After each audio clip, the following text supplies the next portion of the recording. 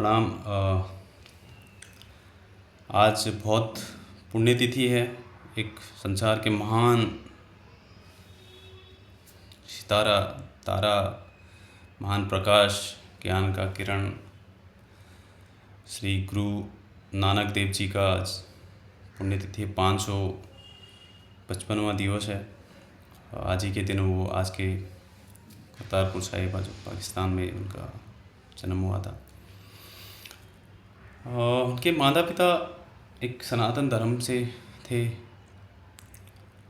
और उनके साथ में जो हमेशा उनके थे मर्दाना, वो हमें एक मुस्लिम समुदाय से थे। फिर भी उन्होंने उस चीज़ को कभी ना उसको महत्व दिया ना इसको महत्व दिया। उन्होंने दोनों का विरोध किया, उस कर्मकांड का विरोध किया, जात पात का विरोध किया, सर्वधर्म समभाव जो बराबर का दर्जा देना।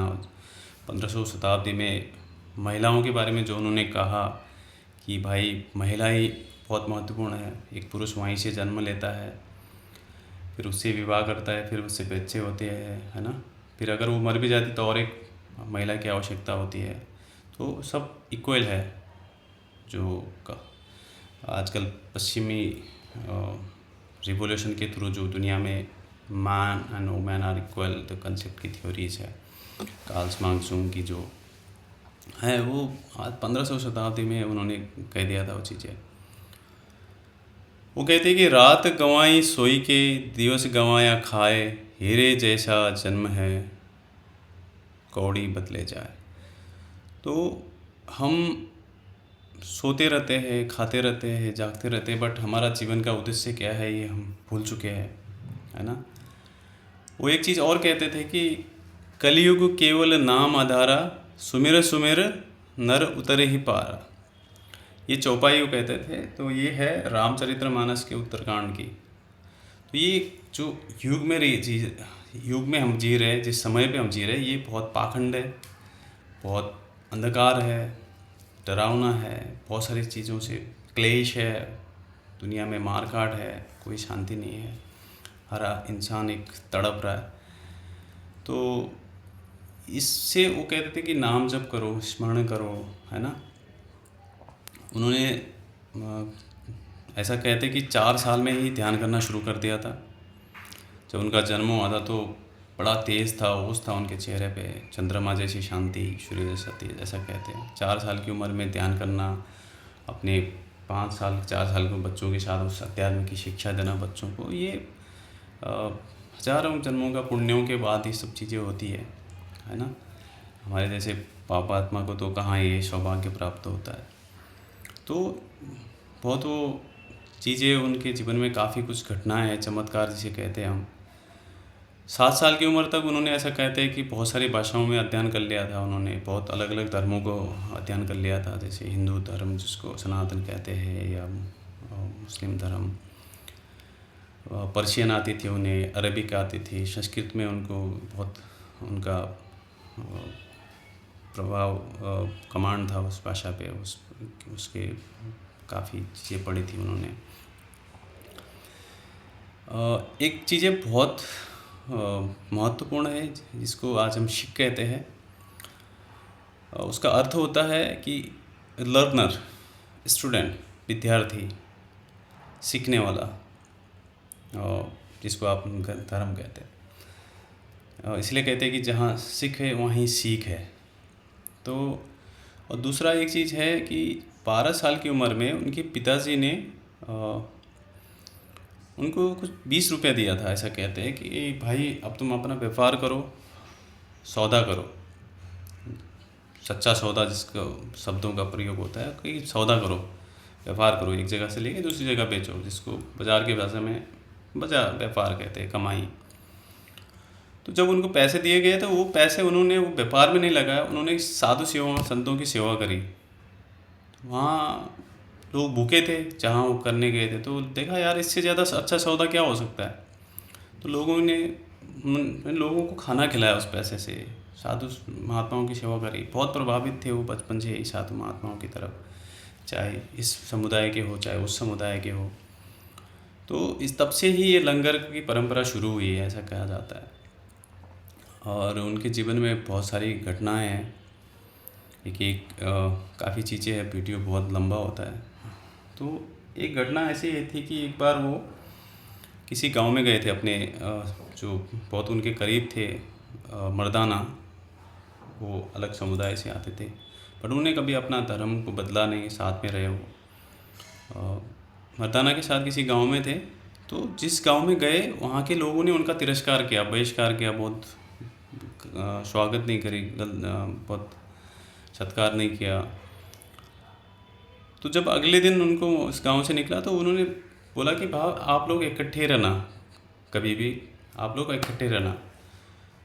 तो जब अगली बार वो दूसरे गांव में गए, वहाँ के लोगों ने बहुत अच्छी सेवा करी उनकी, बहुत अच्छा सत्कार किया और सेवा करी, बहुत अच्छे व्यवहार किया। तो उन्होंने उन गांव के लोगों को, भाई तुम लोग इकट्ठे मत रहना, तुम लोग फैल जाओ। तो मर्दाना ने उनको पूछा कि ये आपका क्या तरीका है ज्ञान देने का। वो कहते हैं कि जहाँ अवगुण हो, जहाँ दुष्कर्म हो, है ना, जहाँ नकारात्मक हो, गलत हो, तो उनको एक जगह ही रहना चाहिए। वो दुर्गंध, बहुत बदबू, गलत चीज़ें तो एक जगह ही रहे तो अच्छा है, ताकि दूसरी जगह ना फैले। मैंने इसलिए उस पूरा पहले गांव वाले को बोला कि आप लोग इकट्ठे रहना, क्योंकि वहाँ पे अवगुण, दुष्कर्म सब चीज़ें थी, वो चीज़ें संस्कार था ही नहीं कुछ। जब दूसरे गांव गए हम, तो वहाँ के लोगों में संस्कार था, एक सुगंध थी, एक खुशबू थी, विज्ञान था, एक अच्छे व्यवहार थे उनके। तो वो जितनी ज़्यादा फैलेगी उतना अच्छा है। ये उनका एक तरीका था सिखाने का। एक ऐसी भी घटना है, कहा जाता है कि उनके आगे जो देव लगाते हैं उसके पीछे की ऐसा है कि एक बार वो किसी गांव गए, चलते चलते वो थक गए दिन में, तो धूप बहुत ज़्यादा तेज़ थी, तो वहीं सो गए ज़मीन पे, इतनी ज़्यादा तेज धूप में। तो होता है जब महापुरुष कुछ चीज़ें अच्छी संयोग होता है, कुछ चीज़ों का जब मिलन होता है, तो दृश्य अदृश्य प्राणी सब लोग उनकी मदद करते हैं।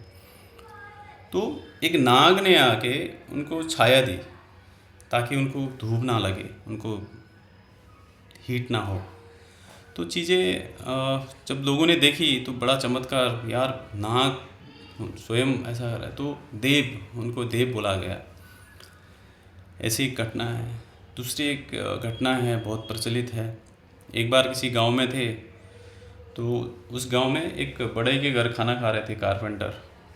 खाया उन्होंने, तो जो उस गांव के जो अमीर इंसान था, उसने भी बहुत उनके स्वागत के लिए खाना बना के रखा था, भोग लगा के रखा था, 56 भोग, तरह तरह के व्यंजन थे।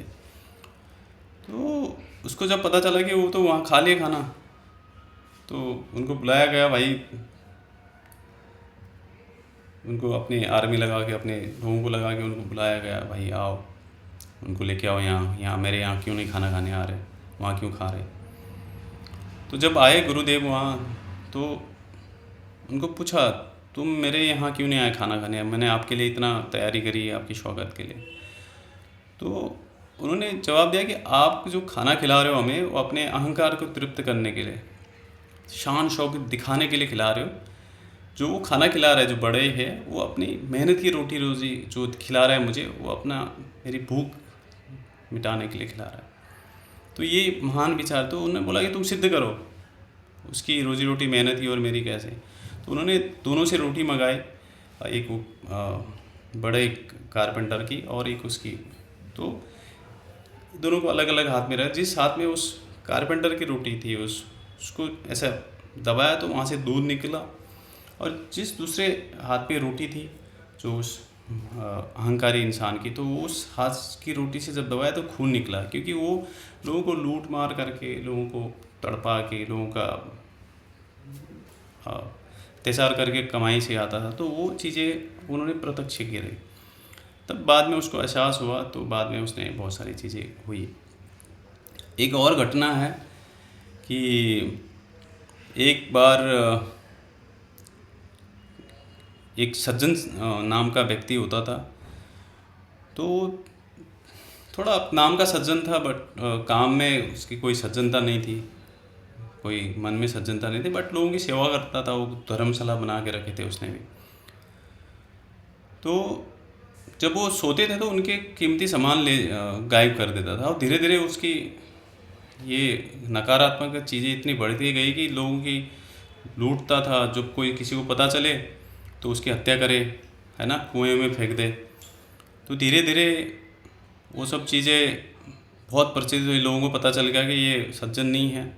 इतना चतुर हो गया था कि उसने मुस्लिम धर्मशाला मस्जिद बनाई अपने घर के पास में, एक मंदिर बनाया, हिंदू लोगों को वहाँ, सनातन लोगों को वहाँ ठहराता था और मुस्लिम लोगों को वहाँ ठहराता था मस्जिद में, फिर उनको मारता था। ये चीज़ें काफ़ी हुई, लोगों को पता चल गया कि कोई धर्मात्मा नहीं है, खाली दिखाने के लिए करता है।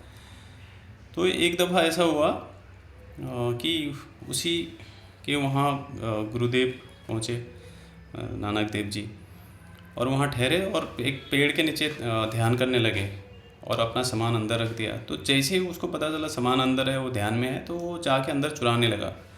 तो जैसे ही उसके सामान में हाथ लगाया तो थप्पड़ लगे उनको, उस सचिन को जोर से थप्पड़ लगा। तो हैरान रह गया, यार कोई है नहीं, कौन मार रहा है ये चीज़ें।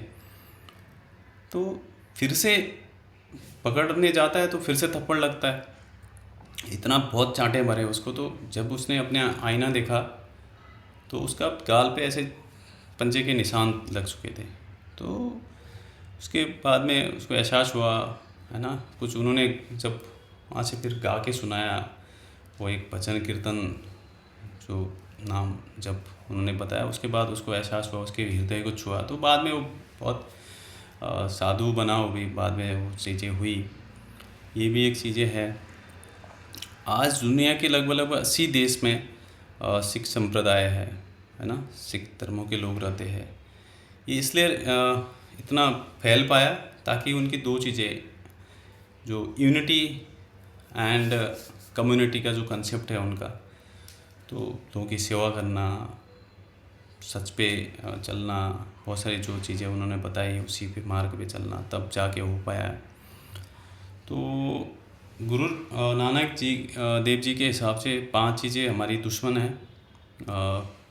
ईगो, जिसको प्राइड कहते हैं, है ना, ये 5 चोर बताया उन्होंने, 5 चीज़ें जो थीफ उन्होंने बोला है, जिसको लस्ट है, एंगर है, ग्रीड है, अटैचमेंट, ये जो 5 चीज़ें उन्होंने बताई कि ये दुश्मन है हमारी। और उन्होंने 3 चीज़ें दी है, बताई है, वो पिल्लर है हमारी, है ना, जो नाम कीर्तन जप है, नाम कीर्तन है, और बड्ड चखना जो है कि जो आपने ईमानदारी से कमाई है उसको समाज में लौटाओ, उस लोगों की सेवा करो, अच्छे से कमाओ, नाम कीर्तन करो, है ना, उसका स्मरण करो, उसका याद करो। वो कहते थे ना, कलयुग केवल नाम आधारा, सुमिर सुमिर नर उतर ही पारा।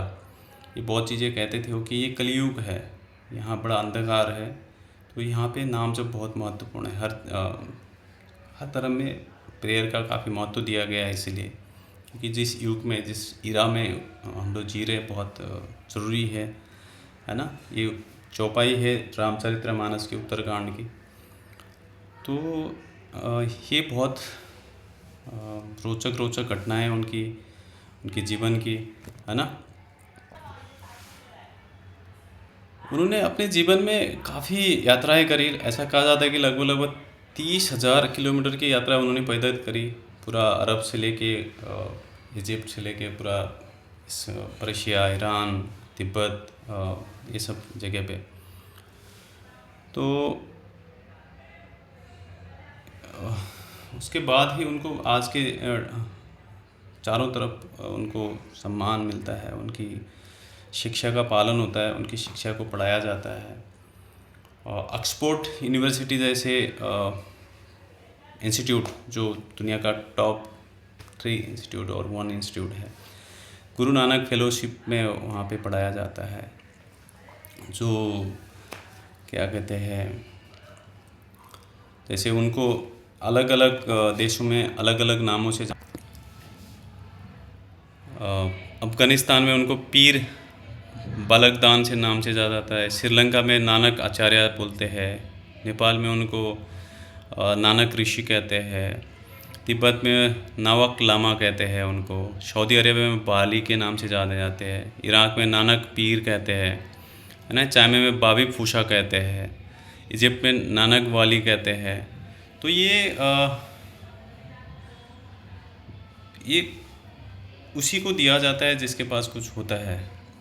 जैसे उन्होंने एक ईश्वर का कंसेप्ट दिया, एक ओमकार सतनाम। तो उनके हिसाब से भगवान की डेफिनेशन क्या है?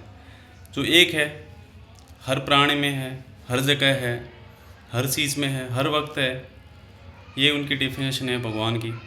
हाँ, एक ओमकार सतनाम है, निराकार है, उसका कोई आकार नहीं है, निर्वैर है ना, कर्ता पूरक है ना। ये सब चीज़ें बहुत उन्होंने अच्छे से समझाई है। बहुत सारे उन्होंने चीज़ें लिखी है। वो कहते हैं कि अपना शरीर भरो, खाना खाओ, लेकिन संग्रह करना बुरी बात है, मतलब अच्छी चीज़ें नहीं है। मतलब हम बहुत ज़्यादा चीज़ें, इसको योग में बहुत अच्छे से समझाया गया है। अपरिग्रह का जब शब्द आता है तो वहाँ पे ये चीज़ें बताई गई है। उतना ही, जितने की आवश्यकता है उतना ही संग्रह करो। स्त्री पुरुष बराबर है, ये बहुत अच्छे से समझाया उन्होंने। उसके अलावा ईश्वर एक है, जाति पाति में भेदभाव उन्होंने नहीं बताया है। गृहस्थ को त्याग करने के लिए उन्होंने, जो संन्यास मार्ग पे जाते हैं गृह त्यागी, वो भी उन्होंने उसका भी विरोध किया है ना। तो वो स्वयं, उनकी शादी थी, उनके 2 बच्चे थे। तो ये सब चीज़ें उनकी बहुत गहरी शिक्षा है हमारे जीवन में उनकी। अगर उस पर नाम आधार, अगर इससे पुण्य आत्माओं को, ऐसे लोगों को हम पढ़ेंगे, उनका उच्चारण करेंगे तो पवित्र हो जाएंगे, जैसे शुद्धि हो जाएगी हमारी भी। जिस तरह से गंगा जिस धारा से, जिस घाट से बहती है, वो पवित्र होती चली जाती है। वैसे ऐसे पुण्य आत्मा, पवित्र आत्मा को हम सुनेंगे, पढ़ेंगे, देखेंगे तो हमारा भी कल्याण होगा, हमारे आसपास के लोगों का कल्याण होगा। तो यही बाद में उन्होंने अपने जो अगले थे उनको, अंगद जी को सौंप के इस मृत्यु लोक से विदा दी। बट वो मृत्यु और जन्म से परे है। This people are beyond birth और डेथ। तो आज की इस वीडियो पे हमने कुछ चर्चाएं करी, 1% भी नहीं है। कोशिश करेंगे कि उनके बताए मार्ग पे चलने की, उनके शिक्षा का प्रचार करने की। इसी के साथ आज विदा लेते हैं। धन्यवाद।